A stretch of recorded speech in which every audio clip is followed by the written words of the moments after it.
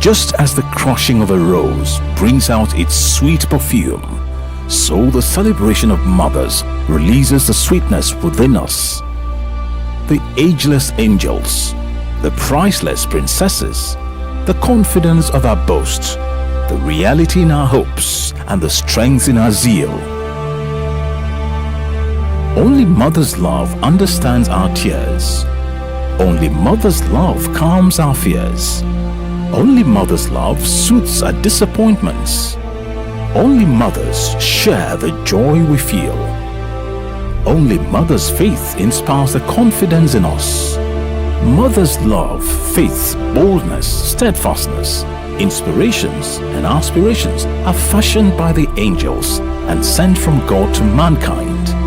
Without mincing words, mothers are the greatest treasures heavens have lavished upon humankind. Scales.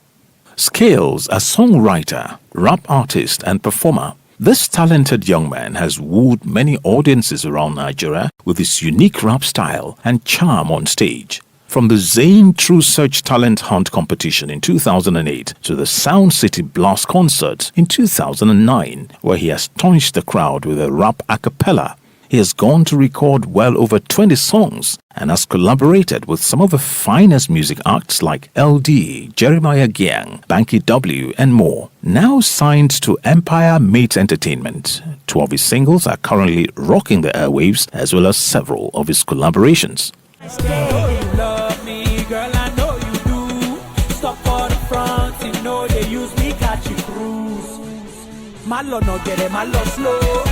Mommy Jackajo, Jamukulu, Jamukulu, Malo no get it, Malo slow.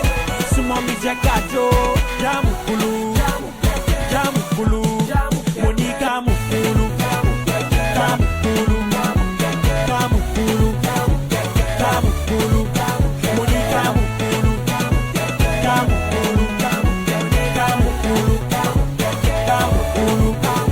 Jamukulu. Yes, y'all. I go by the name S03 Skills, and I'm a hip hop artist signed to Banky W's EME. My real names are John Raoul Injeng. I'm from Edo State. I was born and raised in Kaduna State. My name is Martina Sani. I'm from Edo State, indigenous of Kaduna. I'm 43 years old, and I'm a teacher with Kaduna Basic Education. Reasons why I think she's the best mom in the whole world right now to me, and like she's the most beautiful person in the whole world to me, is because my father actually left us when I was like 8 years old, and of course it was like a funny transition for me from being rich to coming to the streets and starting afresh, not having a home, sleeping on mats, sleeping on sand sometimes. Sometimes my mother even do laborer work. And sometimes she hides it from me because she knows, like, it hurts me. Because even though I was 8 years old, I was still smart. I knew what was wrong and what wasn't wrong and everything. So sometimes she's to hide it from me. She's to earn like 500 naira, and at the end of the day, 500 naira, all she'll do is cook food for me to eat. Sometimes she go and borrow money from her friends to pay my school fees, to buy me the best Christmas clothes, buy me best Easter clothes. She just always gives me whatever I need. She put me in the best school in Kaduna, which was St. Michael's Anglican Diocesan College. I went to the best primary school, best secondary school. She sent me to university. She gives me allowance. I don't know how she does it. I thank God for today, because since he was 7 years old, the father left us, traveled, telling me he's coming just in 3 months' time. And up till now that I'm speaking, I've not yet seen him. My father sold everything we had, like every asset we had, our house, everything. He didn't even tell us. He just came and told us to get out of the house. And so he told us he was traveling. He traveled up till now. We've not heard anything from him. But I just feel no matter what, you have a child, so you shouldn't have left your child. And so me and my mother had to move to the streets. We had to, because at that time my mother had to had issues with her family because of my father actually, and they actually told her not to, because they had me out of wedlock. So they actually told her not to keep me, and she went out of her way to keep me, and she still loved my father regardless and everything. and he treated her that way. So we moved to the streets, and we had to struggle together. But it's not like I wasn't really feeling the struggle because my mother was always taking care of me. Probably the only thing was I was just being embarrassed because a lot of people used to know me as a rich kid per se, but I was too young to even notice that. And we really suffered. And I, as a mother, I cannot let my child. So I tried all my best to see him through his education. I did different job. I sell kose, I sell sugar cane. I will work in people's house. She used to do terrible things. To me, I see them as terrible things because she used to wash clothes for some of my friends' parents. That was funny to me because I felt it was embarrassing to me. Mrs. Martina Sani was unable to pay her house rent, which was long overdue. So I was doing kose. I was frying my kose at the garage there, Zaria garage. So when we closed, we don't know where to go because the landlord was disturbing us to pay for the house rent. So, and I had no money. So we now move to the garage there. I will sell my kose later in the night, maybe around 12 when we finish. We enter inside there because there's one opening there. We put cartons there, we sleep. Early in the morning before 5, I've dressed him up, come back to where I do my kose. We slept in, that is the Kaduna, that is Zaria Road. We slept in the car because when he left us, there was no money to pay for house rent. So even we slept in the garage up to a week before we now got an assistant. We got a house. So I did many jobs. We really suffered. But all I know, I wanted to see his education because he's a man. I wanted the best for him. Mrs. Sani made a living by washing plates in a restaurant. It was from these proceeds she sent her son to school when the day was over, and she would sleep in the restaurant with her son since she had not acquired a place of her own. When she had saved enough money, she started selling bread in a shop she acquired, but still slept in her shop at night with her son. She got a shop in somewhere they call Maraba, in Maraban Jos in Kaduna State. She was selling bread, and we used to stay in the same shop. We used to live in the same shop. I go to school in the same shop. I used to school in NTI. Okay, we thank God because even before my father left, he actually paid like upfront of my school fees because that's how rich we were. He paid from primary one. He has paid everything again. All I need, he has sorted it out already. Then so I was still going to school. My mother was still buying me uniforms and everything I need, textbooks and everything I need for school. And then finally she got a job, teaching job. We had to move into town because Maraban just kind of out of Kaduna town. So we had to move into town to I think the school was in Kabbalah. So she was a teacher there for 3-4 years. Then they transferred her to Independence Way. So we had to stay in police college, and in police college we stay in the kitchen. Yeah, we stay in the kitchen. It's just a kitchen that they turned into a room apartment. So I was still going to school regardless then, but I wasn't telling my friends where I was staying. I was always telling them, I was staying in one flat, blah blah blah. Even girls, I was always lying to them, but they never knew where I used to just escape and I used to just come out from nowhere and go to school, still looking good and everything, not looking like I'm suffering. She was not making enough money from the sales of bread, so she decided to go from house to house, asking if there was anything she could do. Together with the proceeds from the bread sales, she took care of herself and, most importantly, her son. I now met a man of God. He's called Bishop Fred Ado and his wife. They now help us physically, spiritually, even financially. So they now backed us. But I was there struggling, doing everything. They continue encouraging me that I can make it. That I can make it. I should ride on with him. Without him, I can make it. I will go to my job. Weekends, I go out to do petty sales or to do jobs in people's house just to see his education. She borrows loans from school and her friends to pay for when I moved into secondary school. She was always getting loan from school, so she was always in debt. Sometimes she doesn't see her salary at all because she always pays debt when she gets her salary, or sometimes she sacrifices for me. When excursions too, she sacrifices her salary because it was small. I think that time they were paying her she didn't want to, she doesn't tell me anything. I just find out because I go out on I must find out what's going on because she doesn't want me to know that, oh, she's going through this, she's going through that.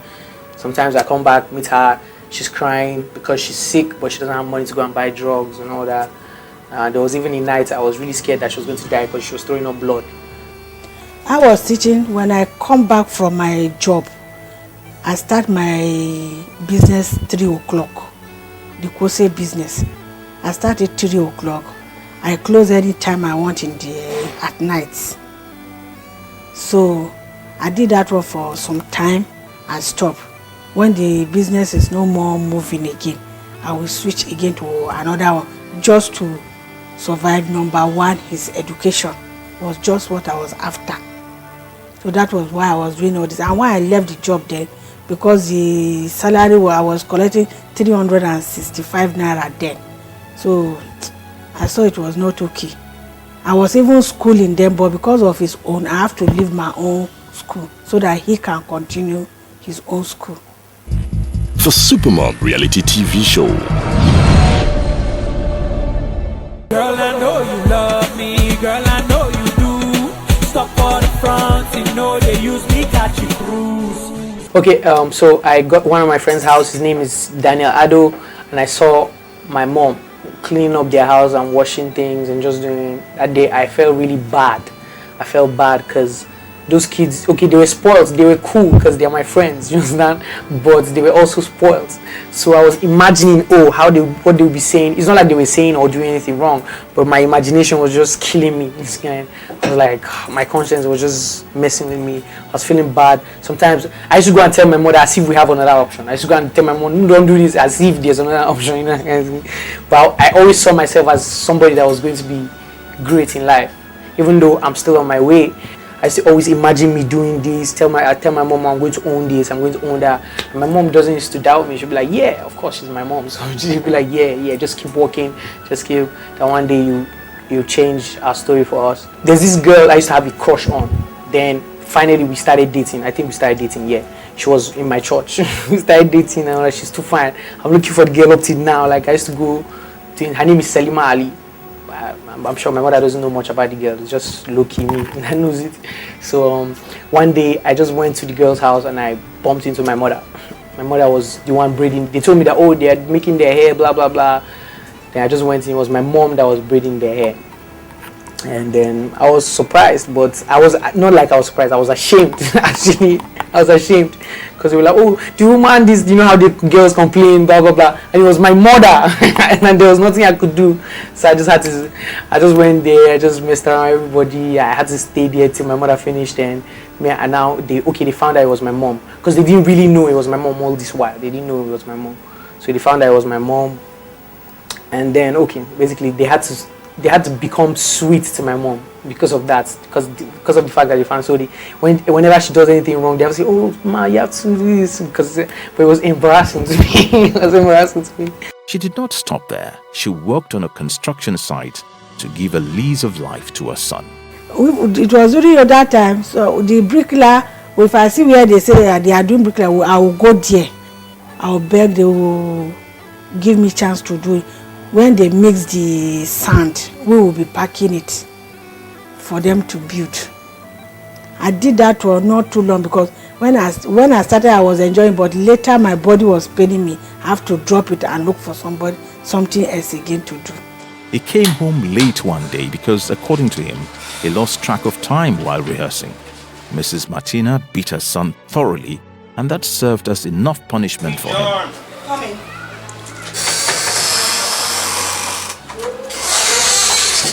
What time is it, John?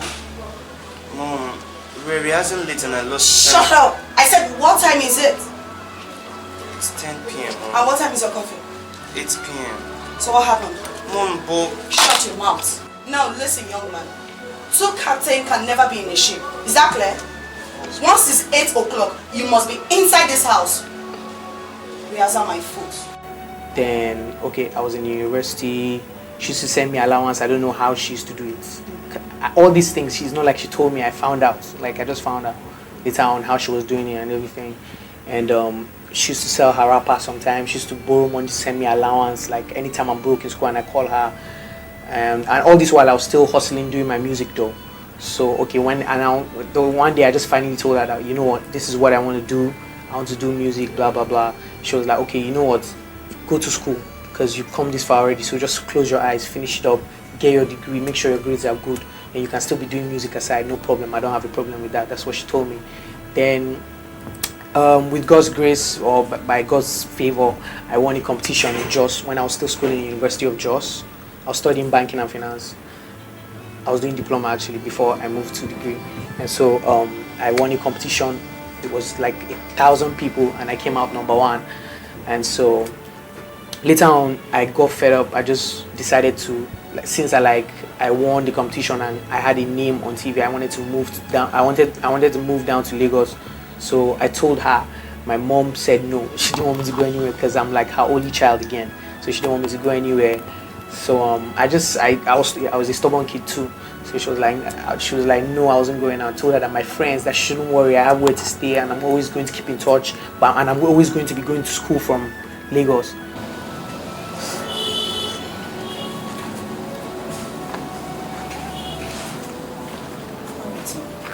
I would allow you, but just promise me your education will be secure. Mom, I'll do just that. Thank you very much, Mom. Thank you very much, Mom. She also supported me like mentally. Everything I needed actually, basically, she just gave me. Like when I was going to perform again, she used to buy costumes for me too. That's part of it. Like that time, because I used to perform in church. I used to be like a gospel rapper. So like the first time I rapped in church, we were wearing white and black. My mother had to go and sew a white top for me and a black trouser for me. She bought new shoes, brand new shoes for me. And so that's it. One thing with me, I don't like discouraging person. Immediately he told me he want to do music. I said okay, because you can't discourage somebody with what he wants. Since that is what he loves, me too, I love it. And he's a child that I love, that whatever he told me he wants to do, so far if it's not a bad thing, go ahead. Anything. So that's why I think she's the best mom in the world, because she sacrificed everything for me. She sacrificed her life, her time, her energy, everything just to bring me this far. And that's why I think she's the best mom in the world, and a great person, and a person with a golden heart. Basically, that's why I think she's the best mom in the world. The sacrifice I did for him, I gave my life. It's my life I give. Even people that knows, they know that I've given my life to him, and that is why God was behind us and he saw us through. He gave me a perfect child. Understood? God gave me a perfect child. So the sacrifice was my life I've given him. And as many that knows, they know that say, Tina has given her life to that boy. The Supermom reality TV show. The advice I have for mothers, they should encourage their children. The best, both if she's a girl or she's a boy, they should help them. Help them in whatever they want to do. Especially number one, education.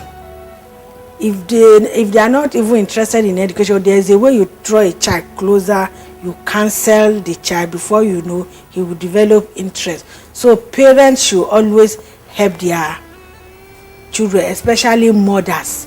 They should not leave everything for father. Even if they are with their father, because some fathers are decoration.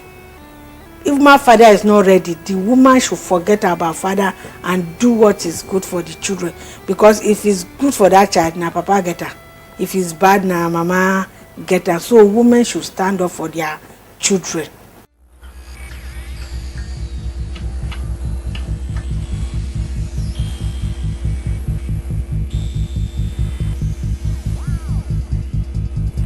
The Supermom reality TV show. I want to say a big thank you to you for everything you've done for me, for bringing me this far, for sending me through school, for giving me the knowledge and understanding about life, and for putting God in me, and for teaching me to overcome whatever circumstances I'm in. Thank you very much, and you're the most beautiful woman to me in the world, and I'll do whatever it takes to make you greatest person in my life or in the world right now. Thank you very much. I'm grateful. God bless you.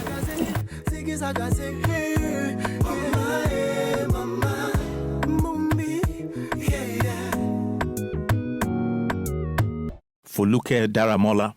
Long before she left the Obafemi Awolowo University, Ife, where she read international relations, Foluke had warmed her way into the hearts of television buffs with a methodical portrayal in the popular soap Palace, produced by Tunji Bamishigbi and Ralph Nwadike. She would later go on to conquer the Yoruba movie industry as an actress and producer. In the intervening years, Foluke has evolved into a formidable force in the movie industry. Question. Ọlọ́run má jẹ́ kí n rí frustration. Ẹ kàn bá mi dúpẹ́ lọ́wọ́ Ọlọ́run nítorí pé ìgbà àìmọ̀ nìyẹn. Kẹ̀dẹ̀ bá mi dúpẹ́ lọ́wọ́ Ọlọ́run fún ìyá mi náà torí tí ò bá kí n ṣàwọn náà bóyá àgbà tí kú báyìí náà. The mother of two has distinguished herself in the committee of Nigerian actresses with an enviable and mouth-watering corpus of outstanding movies. Hi, my name is Foluke Daramola. I'm an actress, I'm a mother, I'm a producer, I'm a director, and I've featured in a whole lot of movies, both English, Yoruba, soap operas, TV series. I love my life. My name is Reverend Dr. Mrs. Orike Aderunke Daramola. I came from Osun State, Elisha, to be specific. She's an educationist and she's a theologian. She went to the theological school. And we're 4 in number, 2 girls, 2 boys. Mrs. Daramola lost her husband when she needed him the most, with 5 children to take care of. By the grace of God, I got married in 1969. And I lost my husband in 1981, over 30 years ago. Growing up was fun, it was challenging. When I say fun because it was love-based. And then it was challenging because I really never grew to know a father because I lost my father when I was barely a child. I was 2 years old, 2 years plus. Mrs. Daramola could only see a bleak future. As expected, things became very difficult for her. Friends and well-wishers advised her to leave her children in search of greener pastures. I have a mother who is an angel, the way he brought me up, when he warned me that I don't want to see any man, you are a widow of sacrifice. Just face your children and they say. So many marriage proposals came, but she refused them all. Marriage to another man would not give her the time she needed to take care of her children, so she decided to remain single. Look after my mother. My mother will not allow anything to happen to me. He doesn't like it at all.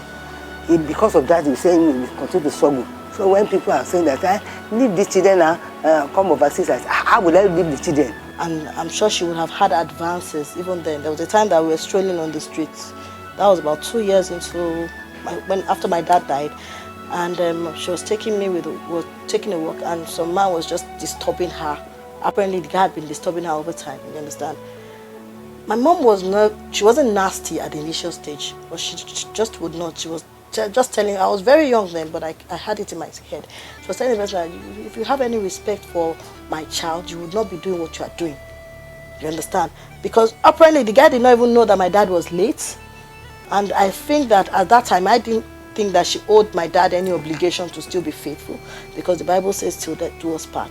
But I think that the sacrifices she was making was not a sacrifice for her late husband, but a sacrifice for her kids. So I have a whole lot of respect for her.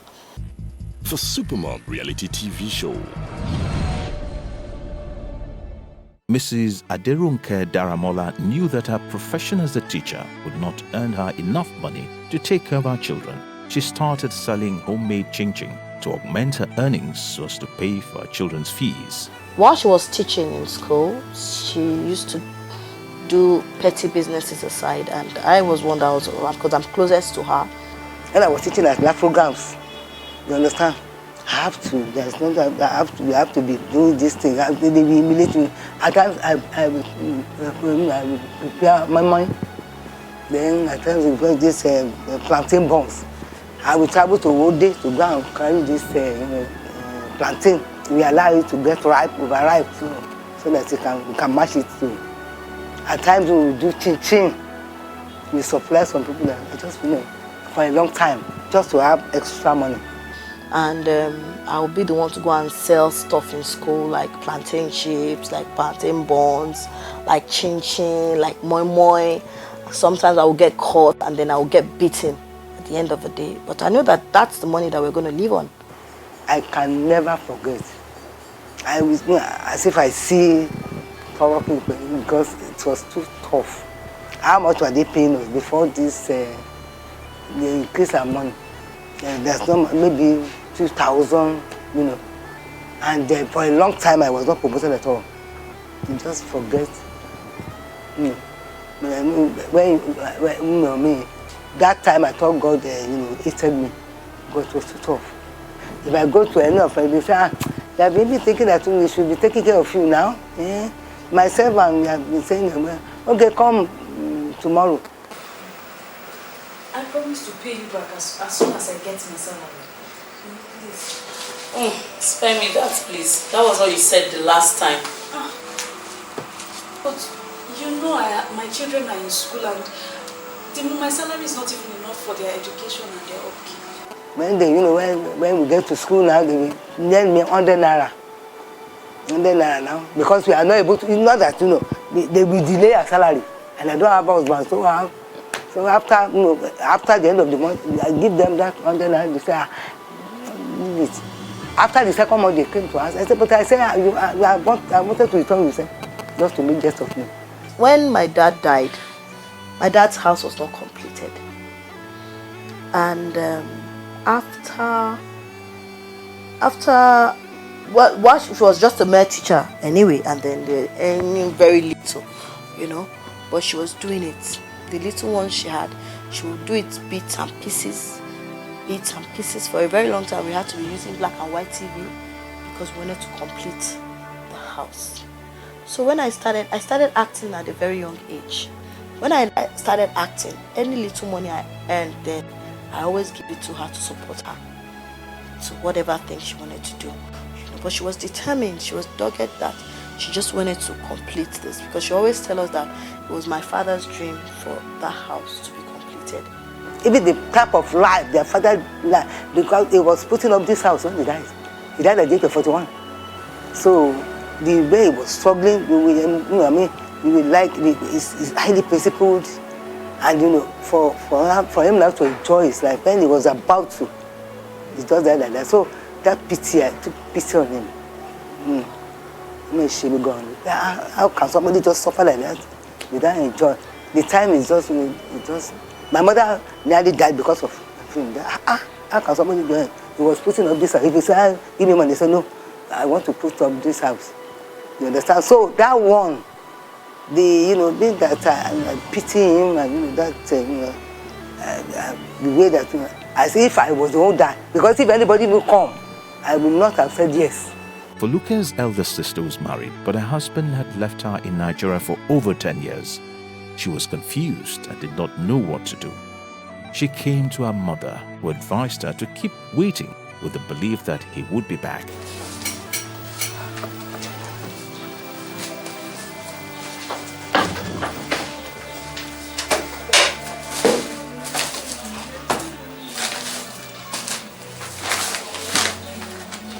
Mommy, how can she continue waiting for a man no one knows his whereabouts? So what do you advise? That she gets married to a man?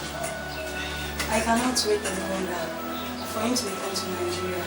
It's been 7 good years, and God knows I've done my part in waiting for this man. I understand. But I want you to be patient and prayerful. I would say my mom has sacrificed a whole lot. I'll mention a few out of the ones I can remember. Let me start with my sister. My sister had a relationship, and then she was engaged to someone, and the person, she had a kid for the person, and then the person, they had issues, and the guy left.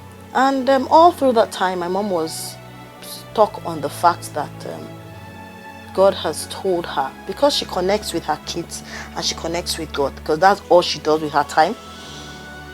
she told us that God has told her that my sister is not destined to be married to another person, but that same person. Mrs. Daramola advised her daughter to be patient and prayerful, with the assurance that her husband would return. And truly, he returned. And all the time that all of us were like, this woman is just being funny. At some point, we were even adducing to the fact that maybe she was a witch and she didn't want the progress of her child or her children. And there was even a time that my sister was thinking of going to have a secret wedding with another person. And I was supposed to be the witness of the wedding. Lo and behold, the same month that she was contemplating it, she went to America, and then she saw the father of her kid came begging. One thing I would always say that she didn't compromise with her education. Even in all of that, she will still tell you that you have to be educated, you have to go to school, you have to be somebody. Another instance I remember was when my immediate elder brother was very ill. He suddenly took ill. He came home and we took him to see a doctor. We requested he should be prayed for Holy Ghost service. Apart from the fact I dream, I do hear the voice of God.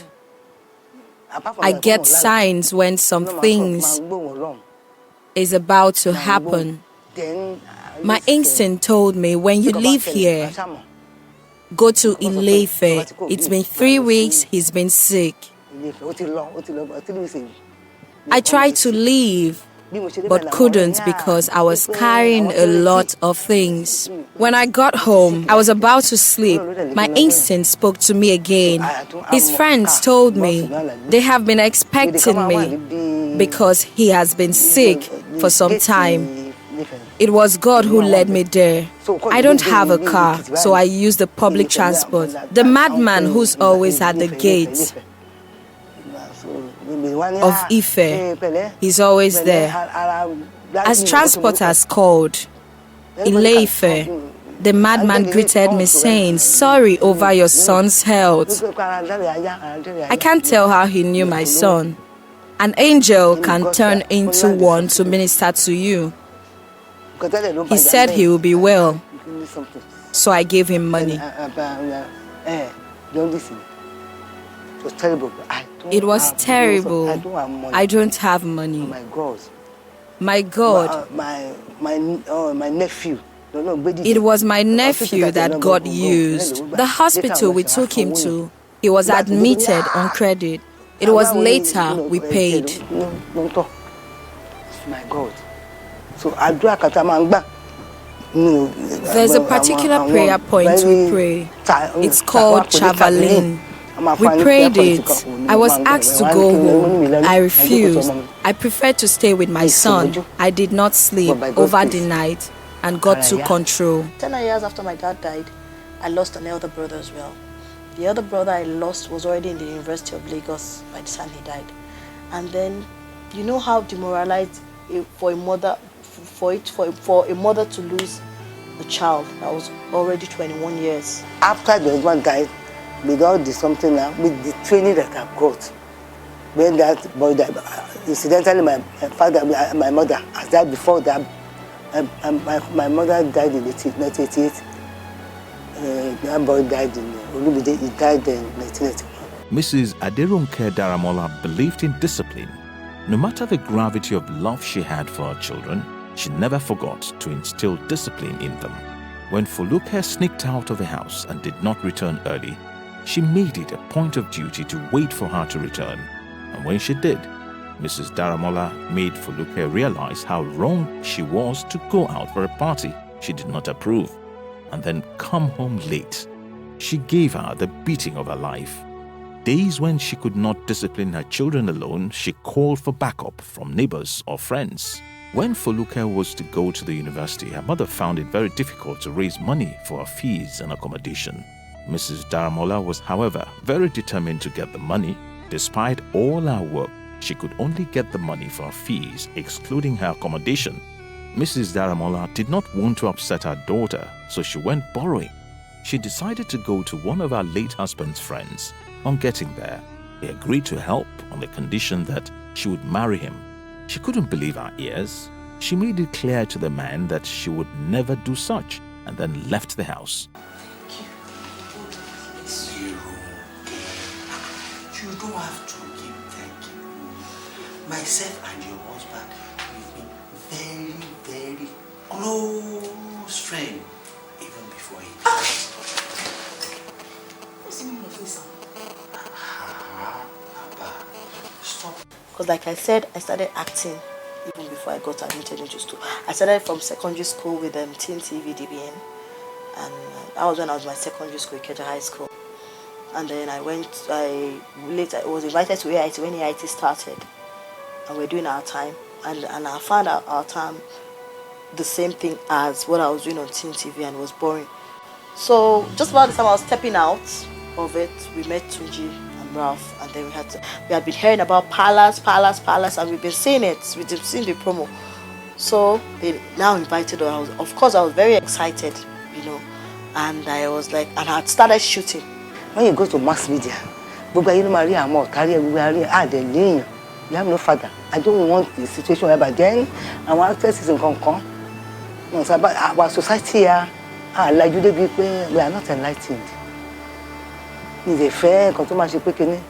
when we were shooting, immediately they changed the promo. We had the first generation of Palace. The second generation of Palace, they now changed the jingle. They now added me as one of the, and my face would be the last person that they'll just zoom the camera to. And then one day, I hadn't told my mom that I was acting. So one day when the sitting around, she said, Fulke, she walk on again. I said, no, mommy, me go. And then I started fidgeting because I told my other siblings, they were like, hey, me, I don't know, mom, you see, well, me, I don't want to, blah, blah, blah, So one of the time, another time, someone said, Moses Daramola, I saw your daughter, she's now acting, that's very good. He just came back into the house, cut my head, as in my head, till now, this place still bleeds. I cut her hair, I tore her dress. You are not going to do this thing. I don't want this thing. Because I'm conservative, I don't want publicity. She pleaded, and we agreed.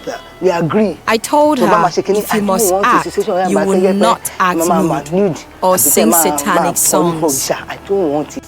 But later, after Uncle Tunji now spoke with her and everything, and I promised her that I was not going to disappoint her, she was relaxed. Despite that didn't demoralize her. She still kept on being a strength and a pillar to us. And then everything my dad labored for was not one that she wasted. I've had reason to just say, thank God I have you as a mother. A lot of times, a lot of people just say, look at you, idolize your mom. For instance, if I put myself in a situation right now, and I'm 36 and I lose a man, would I not get married again? Would I not fall in love again? Would I not? But she sacrificed all that, and she still moved on. She still carried on with us. And then the time when my brother died, and then despite all that, a lot of times I just look at her and I just bless God for her life. The Supermom reality TV show. I love you so much. You have been a true mother. You have been there through thick and thin. I want to use this opportunity to tell you that I love you very much and you mean a whole lot to me. You show much enough for me. For being there, for standing firm, even in the low and in the high. I just want to say thank you, and I love you very